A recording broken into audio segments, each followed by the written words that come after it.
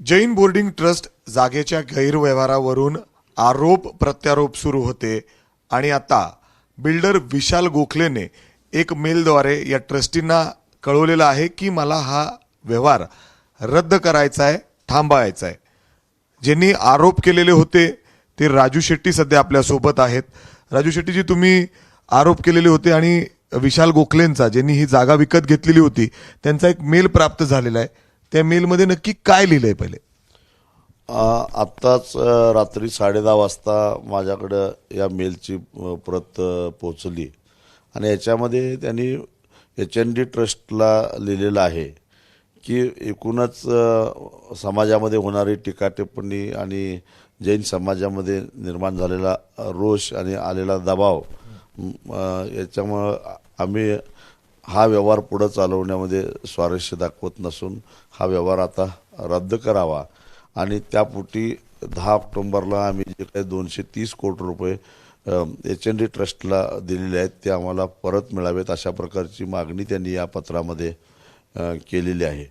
आज दुपारीच देशभरातल्या 86 संघटना जैन समाजामध्ये ज्या काम करणाऱ्या आहेत, ज्या काही संस्था आहेत, त्यांचे प्रतिनिधींची एक व्यापक बैठक आचार्य गुप्तनंदीजी महाराजांच्या सानिध्यामध्ये झाली आणि त्याच्यामध्ये आम्ही एकमतानं एक ठराव पारित केलेला होता की या गोखले बिल्डरनी मन मोठं दाखवावं, एक पाऊल पुढे टाकावं आणि हा व्यवहार रद्द करावा।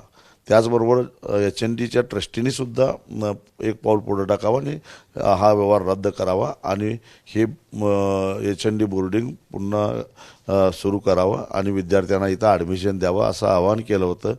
अन्यथा 1 नोव्हेंबर नंतर आचार्य गुप्तनंदजी महाराज हे आमरण उपोषणला बसणार आहेत आणि त्यावेळी देशभरामध्ये निदर्शनं करून देशभर आंदोलन आम्ही करणार होतो आणि जर HND ट्रस्टी जर ऐकणार नसतील तर त्यांच्या दारामध्ये सुद्धा बसायचा आम्ही निर्णय घेतला होता। त्याला प्रतिसाद म्हणून म्हणा किंवा अन्य काही घटना घडल्यात मला माहीत नाही, परंतु गोखले डेव्हलपर्स करून हे पाऊल उचललं गेलं। त्यांनी या HND ट्रस्टीला पत्र लिहिलं।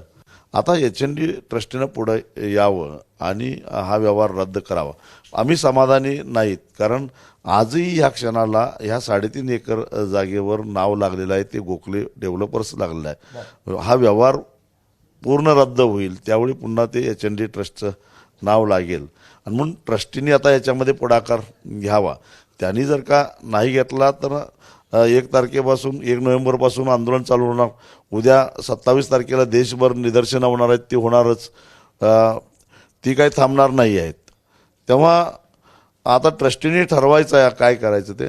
आणि एवढंच नव्हे तर 28 तारखेला धर्मादाय आयुक्तांची जी सुनावणी होणार आहे त्या सुनावणीमध्ये सुद्धा आम्ही हे पत्र सादर करून एकतर हा व्यवहार रद्द करावा, अन्यथा आता या जे गोखले डेव्हलपर्स आहेत त्यांना या जागेमध्ये रस नाही म्हटल्यानंतर जर का हे HNDचे ट्रस्टी त्यांचे पैसे त्यांना परत देणार नसतील, कारण पैसे परत दिल्याशिवाय तरी काय नाव कमी होणार नाही आणि ते होणार नसेल तर हे ट्रस्टी बरखास्त करावेत ट्रस्ट आणि त्या ठिकाणी प्रशासक नेमावा आणि प्रशासकाला आदेश द्यावा की पैसे ज्यांचे आहेत त्यांचे पैसे परत देऊन टाका, म्हणजे HND ट्रस्टचं नाव त्या ठिकाणी परत लागेल। गोखले बिल्डरचा मेल आलेला आहे, परंतु ट्रस्टीज कडून कुठला संवाद साधलेला आहे का? त्यांनी पुढाकार दाखवलेला आहे का? त्यांनी मंजुरी दिली आहे का या प्रक्रियेसाठी आपण हे रद्द करू व्यवहार? आजच्या बैठकीमध्ये ठरल्याप्रमाणे एक शिष्टमंडळ आमचं सोमवारी मुंबईला जाऊन ट्रस्टींची भेट घेणार आहे आणि त्यांनाही विनंती करणार आहे की कटुता टाळा, जे काही झालं ते गंगेला मिळालं, परंतु आता हा व्यवहार रद्द करा आणि एकूणच या बोर्डिंगच्या विकासासाठी किंवा या ठिकाणी अजून एखादा मुलींचं सुद्धा बोर्डिंग सुरू करावं असं आज एक सूर होता। सगळ्यांचं असं मत होतं की पुण्यामध्ये नोकरीला किंवा शिकायला आलेल्या मुलींना राहायची व्यवस्था होत नाही, तेव्हा यासाठी ट्रस्टनं एखादा प्लॅन करावा। समाजातून आम्ही लोकवर्गणी उभा करू, ट्रस्टला देऊ, परंतु विकायची काही गरज नाही अशी आमची भूमिका आहे। म्हणजे ट्रस्टींसोबत आतापर्यंत काही बोलणं झालेलं नाही? ट्रस्टी हे आतापर्यंत कधी या जैन बोर्डिंगच्या कामात थेट सहभागच घेत नव्हते. आता आम्हीच त्यांना शोधून काढून त्यांना भेटायचं ठरवलेलं आहे. म्हणजे फक्त बिल्डरकडून हा मेल तुम्हाला प्राप्त झालेला आहे, त्याच्याबरोबर काही फोनवरून बोलणं झालंय गोखलेंशी तुमचं? गोखलेशी काही माझं बोलणं झालेलं नाही. ह्या पत्राची कॉपी मला मुरलीधर मोहोळ यांनी पाठवलेली आहे आणि त्यांनी सांगितलं की तुम्ही आवाहन केलं होतं त्याबद्दल आम्ही प्रयत्न केलेले आहेत आणि गोखलेंनी म्हणजे हे मुरलीधर मोहोळ यांनी तुम्हाला फोन करून सांगितलंय की असं असं बोलणं झालं, म्हणजे मुरलीधर मोहोळ यांनी थेट गोखले बिल्डरशी बोललंय आणि त्याच्यानंतर हा माघार, असं आहे का? हो, त्यांनी मला असं सांगितलं की मी स्वतः पुढाकार घेऊन गोखले बिल्डरना विनंती केली आणि कटुता वाढवण्यासाठी तुम्ही हा व्यवहार रद्द केलेला चांगला असं सांगितलं. त्यांनी माझं ऐकलं आणि त्यांनी हे पत्र पाठवलं आहे, त्याची कॉपी तुम्हाला पाठवतो असं त्यांनी मला सांगितलं. पण आतापर्यंत राजू शेट्टी थेट मुरलीधर मोहोळ यांच्यावरच आरोप करत होते. आजची पत्रकार परिषदमध्ये तुम्ही त्यांच्यावरच आरोप केलेले आहेत, म्हणजे तेच या सगळ्या व्यवहारात होते का? त्यांनी एक शब्द टाकला आणि तो व्यवहार परत मागे फिरतो. होय, आता चित्र तर असंच दिसतं. त्यांचं ऐकून गोखलेंनी पत्र दिलं. आता तुम्हीच सांगा ओळखा आता काय झालंय ते. म्हणजे तुम्ही आतापर्यंत जे आरोप करत होते त्याचं काय? आरोप म्हणजे आता त्यांचं ऐकलंय गोखले, म्हणजे गोखले मित्र होते स्पष्ट झालं ना त्यांचे. आणि गोखलेंनी ऐकलं त्यांचं, चांगली गोष्ट आहे ना. आम्हाला मोहोळ काय करतात, गोखले काय करतात, अजून कोण काय करतात त्याच्यामध्ये अजिबात रस नाही. आमचं म्हणणं एवढंच की ह्या विद्यार्थ्यांचा अधिकार का काढून घेतला आणि कुणाच्या तरी स्वार्थासाठी काही हजार कोटी रुपये घशात घालायचे म्हणून विद्यार्थ्यांना देशोधडीला का लावता, म्हणून आम्ही इथं आलेलो आहे. म्हणजे आता जरी मेल गोखलेंकडून आला असला, बिल्डरकडून आला असला, तरी देखील जोपर्यंत ही प्रक्रिया पूर्ण होत नाही तुम्ही तुमच्या मागण्यांवर ठाम राहणार आहात. पूर्ण प्रक्रियेसाठी पुढची दिशा काय असणार आहे आंदोलनाची? आता आम्ही याच्यामध्ये केवळ पत्र दिलं म्हणून हुरळून जाणार नाही.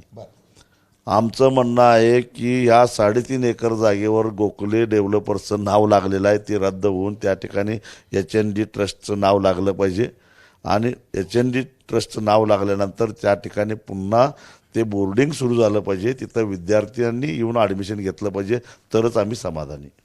या सगळ्या प्रक्रियेला अजून किती वेळ लागू शकतं? ते ट्रस्टीज मान्य करतील का हे सगळं? नाही, कब्जा तर आमचाच आहे. अजून थोडे दिवस वाट बघू नये तर आमचं आम्ही तिथं विद्यार्थी आणून ठेवू. कुणाला काय करायचं ते करावं. धर्मादाय आयुक्तांकडे अजून सुनावणी बाकी आहे. हो, पण कब्जा तर आमचाच आहे. ह्याला जर विनाकारण कायदेशीर कचाट्यात अडकून आम्हाला जर कुणाला गंमत बघायची असेल तर आम्ही कब्जा घेऊन त्या ठिकाणी विद्यार्थी आणून ठेवणार आणि त्यांची व्यवस्था करणार, त्यांच्या राहण्याची व्यवस्था करणार. कुणाला जे काय करायचं ते खुशाल करावं. अजून एक जर बघितलं तर योगायोग देशाचे जे गृहमंत्री अमित शहा आत्ताच मुंबई, म्हणजे अर्थात मुंबईत पोहोचलेले आहेत. मुंबईत त्यांच्या वेगवेगळ्या कार्यक्रम देखील आहेत आणि त्यापूर्वी अशा पद्धतीने हे एकदम निर्णय येणं, म्हणजे अर्थात त्यांनी बिल्डरनी मेल करणं, म्हणजे अर्थात हे वरून हालचाली सुरू झालते का सगळ्या? तुम्ही पत्रकार परिषदेमध्ये सांगितलं सुद्धा आम्ही पंतप्रधानांकडे देखील जाऊ. अजूनही जाणार आहे. ही जागा जर आम्हाला परत मिळाली नाही, पंतप्रधान काय, मोहन भागवत काय, कुणाकडेही जाऊ आम्ही, पण ही जागा सोडणार नाही. यामध्ये चौकशी व्हावी. ज्या पद्धती तुम्ही अजून देखील थांबत का की याच्यामध्ये फ्रॉड झालेला आहे, या जागेमध्ये जे व्यवहार झाला, ज्या पद्धतीने कागद, मंदिरच गायब केलं, तुमचं म्हणणं होतं सुरुवातीपासून, ह्याच्या मागं गुन्हा दाखल व्हावा जे ह्याच्यामध्ये चुकीचं केलं आहेच ना. मला सांगा की मंदिरावर एक क्रेडिट सोसायटी 50 कोटीचं कर्ज देते, काय काय प्रकार आहे? म्हणजे देवाला सुद्धा घाण टाकायला निघाले. आणि कुणाच्या राज्यामध्ये ज्यांनी जनतेला सांगितलं की आम्ही देव, देश आणि धर्मासाठी रामाचं राज्य आणणार आहोत, हे रामाचं राज्य आहे काय? विचार, याचा खुलासा करायला पाहिजे अमित शहानी. खरं तर अर्थात जर आपण बघितलं तर जे बिल्डर आहेत विशाल गोखले, त्यांनी असा हा मेल केलेला आहे, जे ट्रस्टीज आहेत आणि त्याचबरोबर राजू शेट्टींना देखील केलेला आहे हा मेल, आणि त्याच्यामध्ये सांगितलंय की हा व्यवहार मी रद्द करतोय, कारण ज्या पद्धतीने जैन धर्माचे भावना दुखवले गेलेले आहेत, मला असं कधीही करायचं नव्हतं. मात्र हा व्यवहार पूर्णपणे त्यांनी सांगितलं याच्यामध्ये की लिगली झालेला आहे, असं देखील त्यांनी याच्यामध्ये उल्लेख केलेला आहे. परंतु जैन धर्म असतील, राजू शेट्टी असतील, अजून देखील त्यांच्या मागण्यावर ठाम आहेत. जोपर्यंत 7/12 पुन्हा एकदा जैन हॉस्टेल राहुलचं नाव येत नाही तोपर्यंत आमचं आंदोलन सुरूच राहील. 1 तारखेपर्यंत हे झालं नाही तर तिथले जे गुरु आहेत आणि त्यांच्याबरोबर इतर लोक त्या ठिकाणी उपोषणाला देखील बसणार आहेत. आणि त्याचवेळी अशा पद्धतीने आता हालचाली देखील सुरू झालेल्या आहेत आणि त्याचबरोबर वेगवेगळे जे यामध्ये चुकीचे कामं झालेले आहेत त्यांच्यावर देखील योग्य ती कारवाई करत गुन्हे दाखल व्हावेत अशी देखील मागणी या ठिकाणी केली जाते. कॅमेरामॅन अमोल गवाळेसह मी मिकी घई, एबीपी माझा, पुणे. एबीपी माझा, उघडा डोळे बघा नीट.